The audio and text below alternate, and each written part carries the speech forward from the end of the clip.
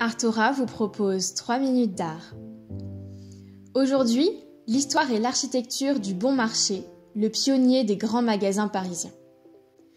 En 1883, dans son roman Au bonheur des dames, Émile Zola décrit un grand magasin, un véritable temple du commerce dans lequel évolue son héroïne, Denise. Ce magasin, il est très fortement inspiré du Bon Marché, dans lequel il a passé des mois en observation pour retranscrire le plus fidèlement possible cette gigantesque machine commerciale. Tout commence avec un homme, Aristide Boucicaut. Avec l'aide de sa femme Marguerite, il va révolutionner le commerce de son époque et créer le commerce moderne. Il arrive à la tête du magasin en 1863 et rapidement, le bâtiment se retrouve trop petit pour ses ambitions et il faut l'agrandir. C'est le début de dizaines d'années de travaux réalisés en plusieurs phases qui ne finiront véritablement qu'en 1923. Ils seront réalisés en grande partie par l'architecte Louis-Charles Boileau, fils de Louis-Auguste Boileau, pionnier de l'utilisation du métal en architecture. Boileau va créer une architecture totalement novatrice, entièrement dédiée au commerce. Le magasin est en réalité une immense cage de métal, ne reposant que sur quelques points d'appui, afin de libérer un gigantesque espace de vente.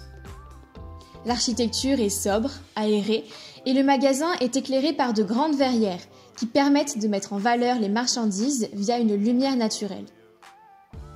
Cette architecture industrielle permet de répondre à l'exigence du changement amenée par les nombreuses nouveautés qui rejoignent les rayons chaque semaine, car l'espace sans mur est très facilement modulable, rendant les possibilités d'aménagement intérieur infinies. L'architecture novatrice et spectaculaire du magasin attire les foules et, à la fin du XIXe siècle, le Bon Marché compte parmi les curiosités les plus remarquables de Paris. Il joue d'ailleurs le même rôle social que l'opéra à l'époque. On vient moins pour acheter que pour se montrer en société, pour voir et surtout pour être vu.